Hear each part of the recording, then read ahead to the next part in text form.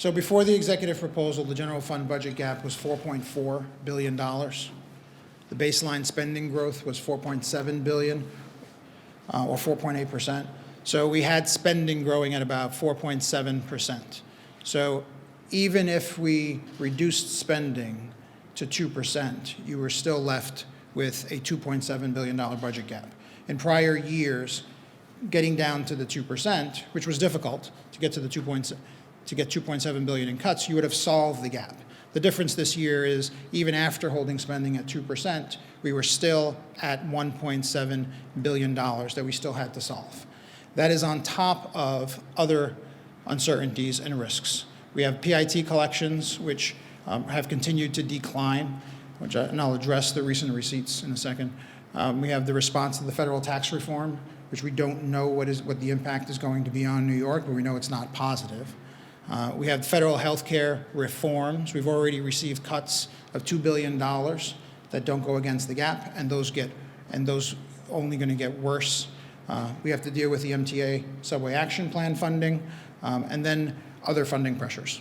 So combine the out-year gaps we start with are 8.9, 15, and then 18.9 billion.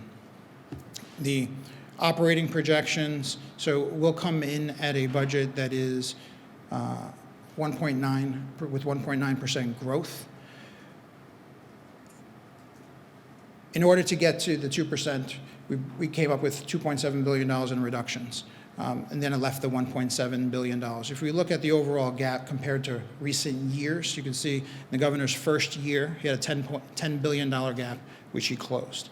And then subsequent years have had lower gaps. This is the highest gap since 2010. But again, the difference here also is that even after holding to 2%, you still have a $1.7 billion gap. And there you can see in any of his prior years, 2% was the goal line. Once you got there, you were pretty close to closing the gap. That was not the case this year.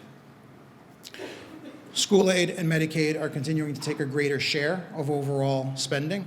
So we have school aid and Medicaid taking up about 45% of overall state operations spending. So when you have 45% of the budget growing over 2%, the rest of the budget has to either remain flat or decline. So we have proposed spending at 1.9%. That is an overall budget which is now going to be $100 billion. It's a 1.9% increase over last year, about $1.9 billion in additional spending. And that's down from the baseline spending of 4.8%, 1.9 over last year. So an overview, it's a 1.9% increase on the state operations fund side. When you include all governmental funds, which is also including capital funds, including federal funds, we're at 2.3%. So either of those benchmarks, we're still hovering around the 2% benchmark with state operating funds, which is the measure of state funds being under 2%. So what's the gap closing plan? We started at $4.4 billion. In spending changes, $2.7 billion in spending reductions. Then we found additional resources of approximately $700 million.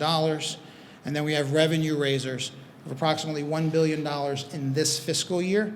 Those revenue raisers grow to $1.4 billion next year. Some of those are phased in, so they'll go to $1.4 billion next year. So you can see it reduces next year's gap. Once you adhere to this year's gap goes down to zero, balanced budget. Next year's gap goes down to $2.8 billion. And if you adhere to the 2% spending benchmark next year, you would have no remaining gap. And then the gaps have decreased again in the out years. So what are the spending changes? So on the local assistance side, you had $1.3 billion in cuts.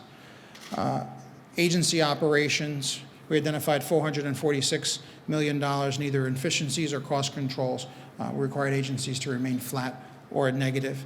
We had debt management actions, which include refundings, slower spending on capital projects, and managing the capital portfolio better. That produced $500 million. 569 in savings. And then we have some payments of expenses that were due in 2018 and 2019, and that produced $340 million. So that's the $2.5 billion in spending actions. So that's how we get from to the first 2.7 billion. Then we're adding, right? We have increases that are built into that base number. School aid will grow by 3%. The school aid growth cap is actually 1.5%. As the governor mentioned earlier, the 1.5% is increased, doubled to 3%. So we're at $769 million, double the governor's cap. On Medicaid, the Medicaid cap is growing by 3.2%. So there's parity between the growth in Medicaid and the growth in education. However, the numbers are different. So the Medicaid cap index produces approximately $600 million for Medicaid, and on the school aid side, growing at 3%, it will produce $769 million in additional spending. We also reclassify some funds that are what are operating funds in the transportation side, but have been counted as capital funds. So they've been in the operating fund category, but we've been counting them as capital funds. We move them back into the state operating funds category because that's where they actually should be. These funds were moved into the capital category, which did not count as part of the state operating funds prior to this administration. So we're moving those funds back to better account for where they should be. And then there's $100 million in other actions. So again, we have a total increase year over year. Increase is $1.9 billion, happens to also be 1.9% because the base of the budget is $100 billion even now. The revenue and tax changes, as the governor mentioned, we have $1 billion in additional revenues. The $1 billion in additional revenues in the first year, and that number grows to about $1.4 billion in year two. The first one we'll talk about is the Internet Fairness Conformity Tax. As the governor mentioned, there are the sales tax collections on the internet. Presently, we do collect sales taxes on internet sales, but it's not uniform. Certain companies do not collect the tax. So this is just so you have uniformity. You're not going from site to site. You'll find the exact same products, but depending on who's selling them, they're not collecting the sales tax. This sales tax will be limited for sellers who are selling over $100 million, so it doesn't affect small internet sellers. This is for large internet sellers who are moving over $100 million in any year. That number is $80 million. That's the state's portion of the sales tax, which is 4%. The local governments will also receive 4% from that, so they'll receive an additional $80 million. We discontinue the sales tax exemption on ESCOs. Again, this is a conformity issue. Utilities have to pay for the sales tax or have to collect the sales tax. Energy service corporations do not. This was done to kind of drive the energy service corporation market. They've matured. They're now competing with utilities. So you put them in the same place as utilities. So we eliminate the sales tax exemption for energy service corporations. Next is a small change on cigar tax enforcement. Presently, the way the cigars are enforced, cigar manufacturers and retailers were able to evade the tax. This is a change that we think will just recover $12 million in lost revenue. And the other large one is the defer business-related tax credits. So this is a deferral of tax credits. The point here is certain businesses are getting tax credits over $2 million. So if your tax credits are below $2 million, those will continue. If you're getting over $2 million, it's largely a large corporation or a larger business entity who probably has benefited from the change from the federal corporate changes. So these credits are not lost. They're deferred for 3 years, and then they start to get paid back. This is not the first time the state has done this. It did in 2010, and we also, in 2010, after we deferred them for 3 years, we also allowed them to take the credits. From a business's perspective, this stays as a liability on their sheets, so on their balance sheets, so they don't lose they just lose the cash flow. That produces $82 million. Then we have $127 million related to the opioid, to a tax on the manufacture of opioids. The state is spending about $200 million on the epidemic right now. This will, and $200 million, an increase of over $20 million this year. So the opioid tax will help to defray those costs and also pay for increases. As the governor also mentioned, the point here is also similar to a cigarette tax. It acts as a deterrent. So as the price in the drugs continues, there'll be an incentive to perhaps for manufacturers, prescribers, others to move off of opioids onto other products that are less addictive and don't contribute to the epidemic. And the last major piece is a health insurance windfall profit fee. Again, this is a tax on health insurance companies that are operating in New York, though some of those companies are receiving a benefit as well from the federal tax law changes.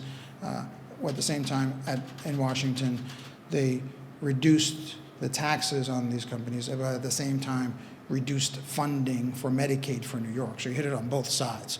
So the savings that you're getting by cutting health care in New York is transferred to some of these corporations. This tax is a 14% tax, and it's made to recover some of that. That adds up to $500 million, $580 million. The additional $500 to get you to the billion is from not-for-profit to for-profit conversions. So similar to the Empire conversion, which happened close to a decade ago, here we know that there are several not-for-profit insurers, health insurers, who are considering converting to for-profit insurers. We have a current law on the books that presently says that if you convert, the state gets 95% of those revenues, and 5% stay with the charity. We anticipate that there will be some conversions in this year and the coming years. So we anticipate $500 million in revenue from that. These health insurance companies, the not-for-profits, are largely funded by Medicaid. So almost 100%, 90% of their business is state dollars that is going in to fund them. So any surplus, any value with those companies comes back to the state. So those are the state budget actions. All funds tax revenue growth.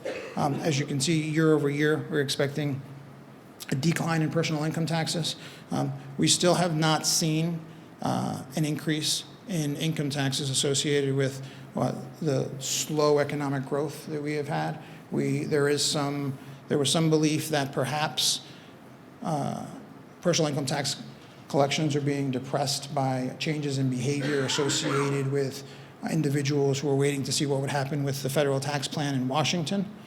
We have not seen that. We have not seen any changes. There are additional revenues that have come in this month. We attribute that to individuals who are moving income from 2018 into 2017. So the exact same behavior, the dynamic that you saw on the property tax side, where you saw individuals come in to pay for their property taxes early, we experienced the exact same behavior on the personal income tax side. In the last days of December, there were large amounts of withholding came in those final days. So it just looks like a transfer from one year to the next. So while we'll bring up our number in receipts in 2017 by 1.9 billion, we're taking down the number by 1.9 billion in 2019. On capital debt and management, so affordable debt at all levels. The state debt has declined for 5 consecutive years. This is just part of our active management of the state's debt portfolio, prioritizing some of the projects and also managing the portfolio better. So the number for 2018, the amount of debt is still less than when the governor took office, and the amount of debt has declined for 5 consecutive years. Debt burden overall is still at the lowest level since the 1960s, and we're projecting that it will continue to decline. We have $7.8 billion in monetary settlement funds that we've appropriated to capital projects. Those investments continue. These funds remain preserved for these capital projects. The governor made a decision with the legislature long ago to make sure that those funds were not used, but were used on projects that would last and capital improvements that would serve New Yorkers for a very long time. So that includes funding for the Cuomo Bridge of $2 billion, Upstate Revitalization Initiative, capital projects, economic development in Buffalo billion, healthcare transformation tax. The healthcare transformation, which is money that goes to hospitals, the broadband expansion, transportation, and others. So overall, in the economic outlook, the state and the nation is on track for one of the longest expansions since 1850. We have had a consecutive 102 months of expansion, the longest is 120 months. And most economists are not predicting that we're going backwards right now. So while we've been expanding very slowly. So we haven't seen large amounts of economic growth, but you've seen consistent wage growth. You've seen unemployment has continued to improve. We haven't seen personal income taxes that are coming in associated with that. But this is a list of the 10 longest expansions, the orange line being where we are right now. And as you can see, if we just go another 4 months, we go from the third to number 2. And if we go another 10, 15 months after that, this will be the longest economic expansion since 1850. So notwithstanding that we're continuing to grow, the economic growth is improving, but it still remains below 3%. So we're seeing, while it's continuing and we've had 102 months of growth, we're not seeing it grow above 3%. So, and actually in 2016 and 2017, as you can see from this table, it was actually at 1.5%, which is why you see the revenues have not shown, wouldn't be consistent with what we would normally see in a growth period that is that long. So in 16, 17, we had economic growth at 1.5%. We're projecting 2.4 and 2.4 for 18 and 19. Again, here, it's still below the 3%, which would be, obviously, it would be more ideal. This is just wage growth within fire insurance and remaining sectors, which are New York. And again, you can see in prior growth periods, and going back to you see this volatility that existed with peaks of growth followed by recessions or declines. And as you can see, between periods of 15, 16, 17, going through 21, where we're projecting just a steady, slow economic growth, will probably be a record expansion period, but we're not seeing any major increases that are going to drive growth above 3% in those years. So that concludes my presentation, and I'll take questions. Robert, on the workforce, it says, so it goes through a number of agencies that there are going to be cuts through attrition. Are there going to be any layoffs in state work anywhere? There's no layoffs planned, so any of the changes that you're seeing in those charts are just reflecting normal attrition and management of the agencies. Last year, to close the gap last year, we put in place $500 million related to agency management plans and just requiring the agencies to look at themselves and more efficiently. A lot of those changes in those numbers reflect that, but there are no layoffs. So now there going to be any prison closures? No prison closures. Robert, the payroll tax, does the budget assume, does that change the revenue calculation of the payroll tax? Is that neutral as far as the state money going into the states? Yeah, so the goal there is neutrality, right? They may be beneficial to the taxpayer themselves. So you lower the AGI, they may actually bump into a lower bracket, or they may get the deduction. But for the state's purpose, we're not anticipating any additional revenue that would come from any of the reforms that the governor proposed today. And the governor talked about how the payroll tax would not cost businesses. How would that be possible? They would be the ones paying the tax. Yeah, they're paying the tax, but it offsets by, so, and I'll go through just your wage statement, right? So you have your gross pay, you have your withholding, which normally you would have, and then you have your take-home pay, right, essentially. So what this does is you eliminates your withholding to a certain degree, right, whether you eliminate it entirely or you eliminate partial. Your withholding goes down. So your take-home pay would, in theory, go up, but it doesn't. It remains flat. That is then used, that difference, is a state within.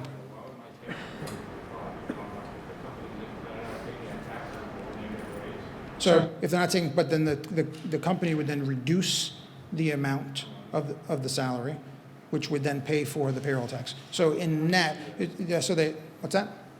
What about union employees? They have legally contracted pay rates about employees getting minimum wage. All right, so as the governor mentioned in his presentation, this would require the businesses or any kind of government, whoever's issuing the wages, to want to do this. We'll run two parallel systems. So if there's a desire not to make any of these changes, then you wouldn't participate in the system. Also, you have the ability, you could keep it exactly the same and then reconcile at the end as well. So the goal here is for a business, at the end of the period, it should cost them nothing. It would cost the employee nothing. There's a reconciliation period. The easier way to do it so that the net is zero is do it on a weekly basis. So you have that even trade-off between what the business would be paying and what normally was withholding, but you could also change it. So this would be voluntary. Businesses will opt in. We would create a system where you have the opportunity for businesses to use one of this system, or we'd run two parallel systems. What businesses are eligible, we would decide in the tax law. So the businesses wouldn't be able to choose whether or not they want to be in, but we would create a system where you would have, these are the businesses that would qualify to be treated this way. Best case scenario, when would this roll out? Within this calendar year? So Tax and Finance is presently preparing a report, which you expect to receive from them in the next couple of days. Tax and Finance will lay out, have gone through this since the governor last came up with these ideas, and we've been talking about them. We're working with Tax and Finance, working with tax experts, and they're drafting a report which will list options. So they'll list a whole host of options because there are a lot of decision points here, and tax law is extraordinarily complicated. You don't want to rush through this. So they will issue a report. We'll list, these are all the options you can do. The governor mentioned unincorporated business tax. He mentioned charitable contributions. He also mentioned changing the personal income tax. So they will produce a report with these options. We anticipate then taking those options and then working with both houses of the legislature, as well as experts, business, tax experts, to then draft language that they would subsequently introduce. So we'd have specific language. So as of now, the governor's budget does not have any language related to this? And you're waiting for the report? Do I have that right? The report will come, right. We're waiting. The report from Tax and Finance we'll receive, again, within the next day or two, which will list all of the options with specificity.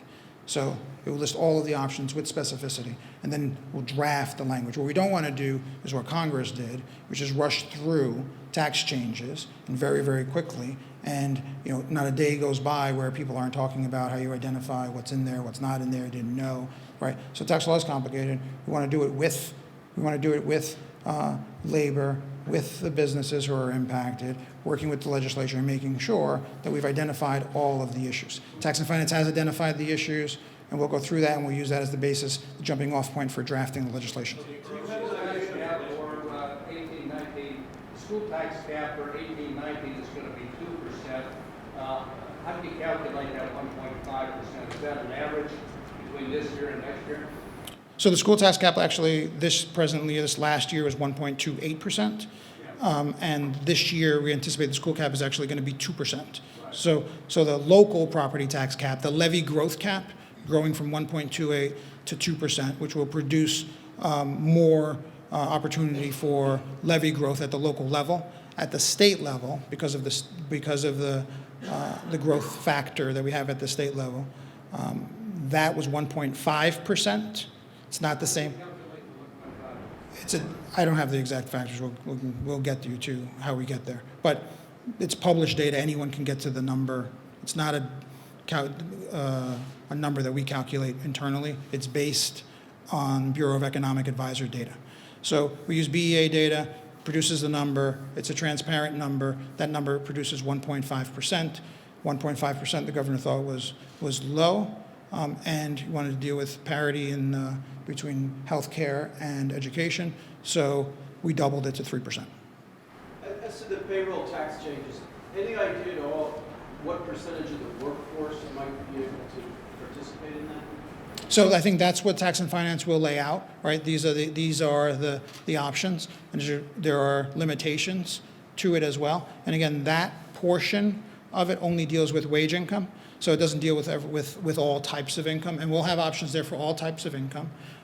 We'll have options as to whether or not some people who itemize may no longer itemize as a result of the federal tax laws, so they may not want to do this. The goal here, and the entire goal of this whole exercise of changing tax laws, is we had the foundation of New York's tax policy was based on the deductibility of state and local taxes. It's been around for 100 years. We built our code around federal policy that's been around forever, which is states takes first, then after that, the federal government taxes.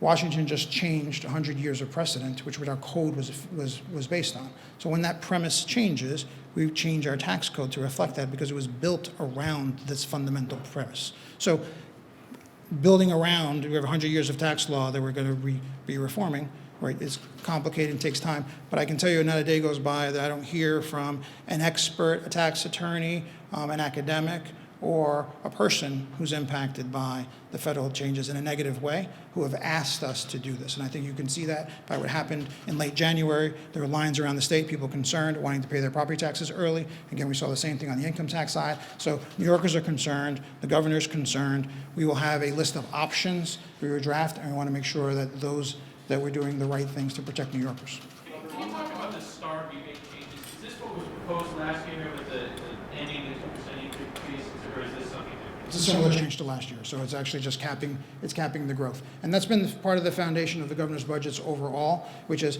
the reason we have big gaps and the reason that you had prior years of spending that were out of control, 6, 7, 8, 9% spending increases, is because you built in these inflators that just continue and the gaps just grow because it's supposed to grow by that. So we try in the budget to baseline everything and go forward. So we're looking at, we have a property tax cap in place now, which didn't exist when you had STAR. And you have a school aid spending increase that's significant, and we're capping the STAR program from the 2% growth. Robert, on the healthcare short fund, how are you paying for things like CHIP and the essential plan between now and whenever that money starts to accumulate in that fund, which won't be at least until April, probably months after that? Right. So CHIP right now we have funding that would carry us through I think March. So we have funding that will carry us through March for CHIP right now, although they haven't reauthorized it, right? So we have to assume that they're not going to reauthorize it. And then for the essential plan, we know that there are already cuts there. So within the Medicaid global cap, there are actions that we're taking, and I think when you see the budget, you'll go through it. But we're taking actions within the cap to try to deal with the essential plan cuts within Medicaid itself. And for CHIP, we're going to have to see, well, if they don't restore it, I think that is why we have the $1 billion cut. It's not going to happen immediately. We can probably go a little bit past April 1st, but then decisions will have to be made on how you continue the program or use those reserve funds over multiple years. If you look at the plan, it's $500 million from conversions, not only in this year, but in 4 consecutive years. So you have $500 million from conversions in 4 consecutive years, and in addition to that, you have the $1 billion healthcare reserve. But as the governor said, you have $5 billion in looming federal cuts. So that is of a big concern and a big risk to the plan. I'm sorry, you're going to get $500 million 4 years in a row for a total of $2 billion from not-for-profit insurance companies turning into for-profit insurance companies. So last time we did Empire conversion happened in, I think when it happened, the state benefited to the tune of, when it went public, to $5 billion. So it's consistent. That was only from one conversion. So that's one. So this is consistent with that. There are others. So that's where it would happen. Again, $1 billion of it is in a reserve, which is not spent. So we don't spend that reserve. It's just in a reserve in anticipation of the federal cuts, and we don't know what those federal cuts are going to be. Your guess is as good as mine. Explain that we've got a pretty big reduction in transportation outlay based on the chart on page 6. Explain what you did. Is there an actual transportation cut, and if so, why? It's the payroll mobility tax. So the payroll mobility tax was enacted by the state because the MTA doesn't have taxing authority, so the state is its only way for it to enact the tax. The decision was made prior to this administration to impose a payroll mobility tax in the MTA region, so it's appropriated. So it's subject to appropriation risk. Right? It's not dedicated to the MTA. We have to appropriate it each year to go to the MTA. The MTA has had some challenges and there are some desire to provide additional funding or at least certainty in funding. So we take the $1.5 billion, $1.6 billion from the payroll mobility tax and direct it directly to the MTA. So it no longer goes through the state budget. It goes directly to the MTA. They have now a permanent revenue stream instead of relying on the state to appropriate it every year. The appropriation risk is gone. The MTA has a direct, now they have a the direct revenue stream. They can securitize against that revenue stream. Because it's a dedicated tax, they can also get a better credit rating and reduce their debt service costs against that revenue stream. And the MTA has asked for it, and we think it works. There's really no reason for it to just pass through the state on its way to the MTA. The Can school you talk aid about the marijuana study? How much more funding are you looking for? How soon would it start? Is it going to start without funding? Can you give us any sort of detail on the marijuana study? There's no specific funding amount because it's in the state operations approach, so we'll see how much it costs to do the study. But the study is basically one, as the governor mentioned, you have similar to casinos. They're happening around us, right? So if you have New Jersey is saying that they're going to do it, we'll see what happens. Massachusetts is already. So I think what the study is to see what are the ramifications of having states around you have a regulated program that's beyond medical marijuana and what that would mean for New York State. And I think the goal is to have that study. I don't know how long that will take. We just announced it. But to get the results of that study and then see, because again, once the states around you start to do just a regulating activity or allow it, there's leakage and there's other things that go on. There's criminal justice impacts, there's economic impacts, and so we want to see what those are. So, it's going forward one way or the other. It's not like you need $5 million from the legislature. No, the study is happening, Okay. And then, as long as the legislature appropriates it. right. And then it appears that there's a community college cut here. Can you explain the rationale behind that, or bigger mistake? I don't think there's no cuts to community colleges.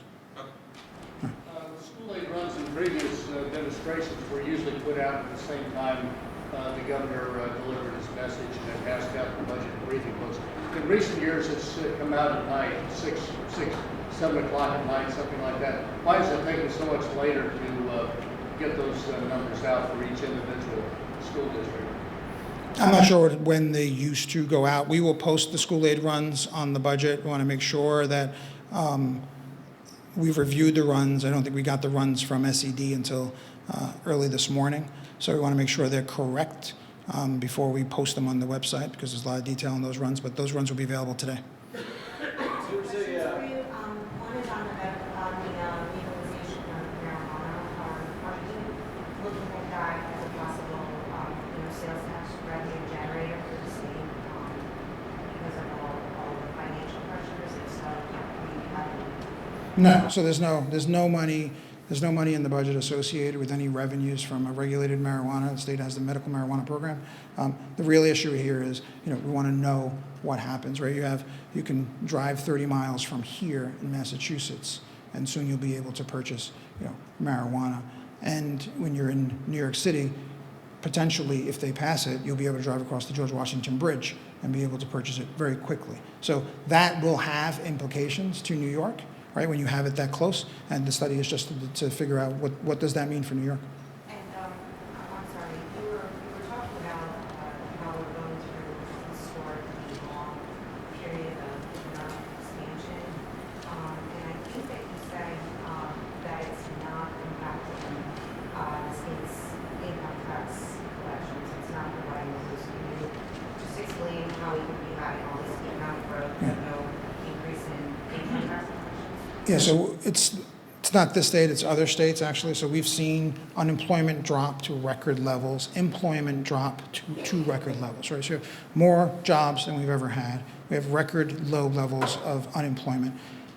You're not seeing these big peaks associated with what we would normally see growth periods. So when I showed the chart that talks about that growth was 1.6%. So it's not a recession because as it's defined, it's negative growth period. But the growth is so slow that you haven't seen the revenues associated with what normally you would see in a growth period. Normally you'd see a growth period, a big increase, peaks and valleys, and this has just been a slow, steady growth period, but very slow. So you're at last 2 years, we're at 1.6. We're still projecting growth in under 2.5, and to see big increases and big economic change, and this is national is what I'm talking about, you would see growth above 3%, which nationally is not happening. On the revenue side, what New York is seeing is similar to what other states are seeing. So they're all seeing kind of the same thing. It's just not a constant, big increases. But to that point, with the governor's 2% spending benchmark, right, it has also created a level spending period as well. So those peaks and valleys, we're not dependent on those big revenue streams anymore. So that this budget, the reason we were able to balance it with those revenue numbers is because you've had 7 years of 2% growth. So you're able to manage in a negative situation, and that's how we're able to do it. The 120 vehicle fee, $120 vehicle inspection fee, is that for ride hailing services also? No, that's just for, it's for bus, it's commercial bus inspections. So we want to make sure that we're inspecting those buses. There've been some accidents lately, there've been some things in the news. These buses, and we're excluding school buses and those from that list, but no, it's not. Yeah, sorry.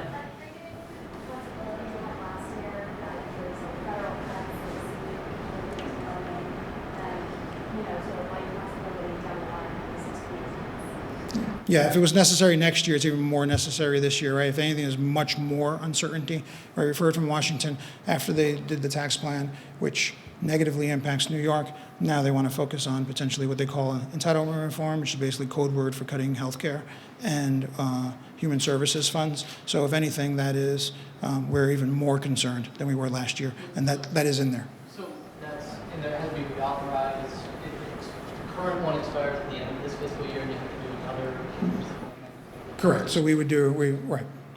And the city of Albany's ask for, consistent ask for $12.5 million, is that covered in this proposal, or is that subject to negotiation with the city of Albany, or is there? It's not included in the executive budget. Is there a reason why? We've asked them to do, there's a plan that came out, they proposed a $12.5 million, I think is what they were requesting, right? Is that right? $12.5 million. I think we thought that over time, as part of that plan, the reliance on the state number would decrease. So we're still reviewing their ask, but we haven't gone through it. There's $200 million for the university housing authority. Any particular purpose of that money? I'm not sure I don't know if it's 200 million new money for NYCHA. There might be reappropriated funds, but I don't think there's $200 million in new money for NYCHA.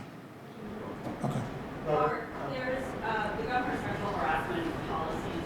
Have you guys figured out how much money so far from taxpayers have gone to these secret settlements, and how much would it cost to create an office in the state to investigate allegations? On the cost for the office, we'll provide them the resources necessary to do it. I think the governor said we'll fully fund the office, so we'll give them the resources that's necessary. As far as the settlements, I don't have any information on that. There's no budget allocation for a pay. laid out any criteria for which businesses would be eligible to switch to the payroll tax, and then also, do you guys think that we should incentivize businesses to switch? So I think that would all come as part of the tax and finance report, which you should get, very soon. So as soon as that report comes out, it'll list kind of all of these options, and I think we want to work with the legislature on identifying which are the preferred options. Some of them capture more individuals than others. Some of them capture more businesses than others. So you look at what the trade-offs are there.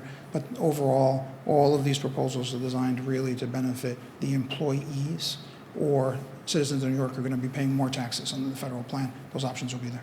Robert, the governor and others talked about this idea of donation and credit. What I heard in the speech from the governor was that he's mostly thinking of that as a tool for local governments. Is that correct, or are there any plans for the state to set up something similar to the fund they're doing in California?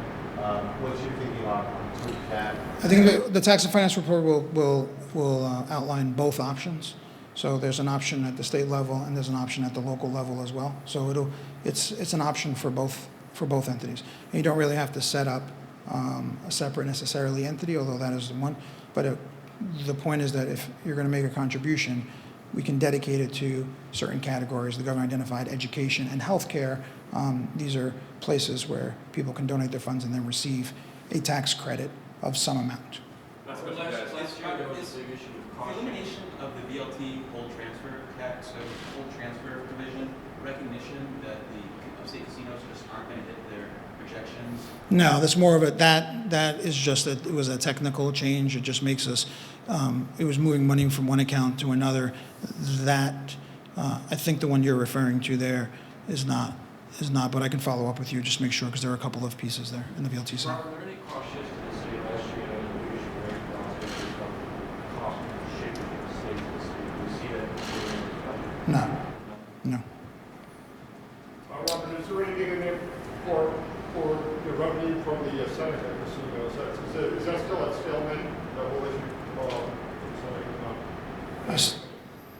I still think they're in the binding arbitration process. There's no additional revenues in there. We anticipate that will get resolved and get resolved favorably towards the state, and then they'll start paying again. I understand the idea of clawing back the health insurance windfall. Well, what about other sectors of corporate taxes that are also getting windfalls? And what about the massive international repatriations? Any of that eligible? So this plan right now does not have any other tax changes, again, but I think that's why we want to wait for the tax and finance report to go through everything. Let's first deal with what Washington did as far as, raising taxes on individuals, but there's no additional corporate tax cuts in the governor's proposal. Couldn't the health insurers say, why us? I mean, I understand the why, but why not banks? Well, on the health insurer side, specifically why, is because there was cuts in the healthcare side, right? So the basically you can look at it as a transfer. We cut your healthcare funding, and by the way, we give it to the health insurers who provide your healthcare, who you pay for your healthcare funding. So they're related. The governor said that he's reappropriating money for the regional economic development councils.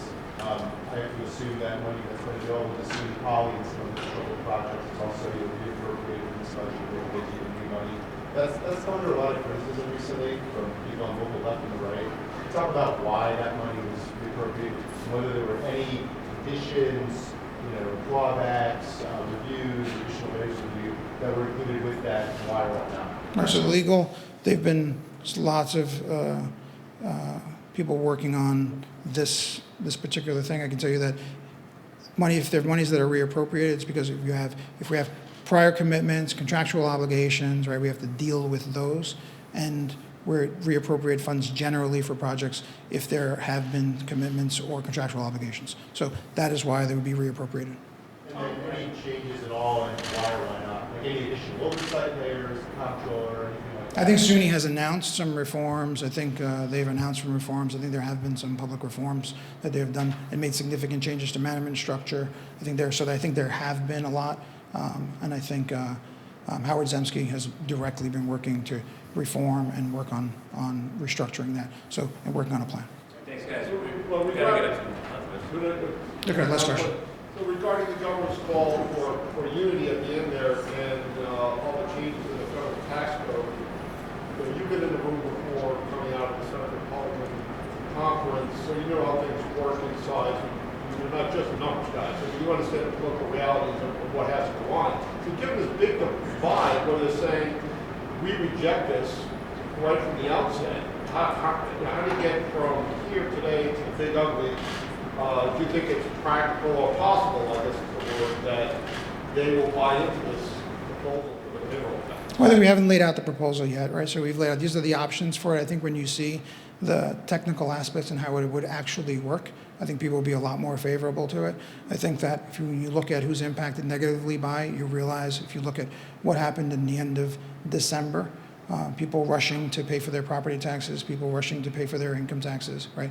The suburban districts, people are very concerned about this. So I think there's an initial reaction when you hear, we're changing the code. I think people may be concerned. I think people will be very surprised when you see what we're actually doing here. There's not an intention to raise revenue here. It's the sole intention of making sure that you put people back in the position they were prior to the federal law, and to make sure that they can still, instead of having their taxes raised, they can still benefit from. You've impacted negatively, a large portion of the state who pay property taxes in excess of $10,000, pay income taxes, and again, our system is based on that. People bought their homes based on the fact that their taxes would be deductible. You fundamentally change that equation on people, and I think that resonates across party lines. Doesn't matter where they are. I think everyone will see that, and if we find answers for that, and Tax and Finance Report will have it. It's not something that I think would be opposed once they see details. Thanks, everybody. All right, thank you. Thank you.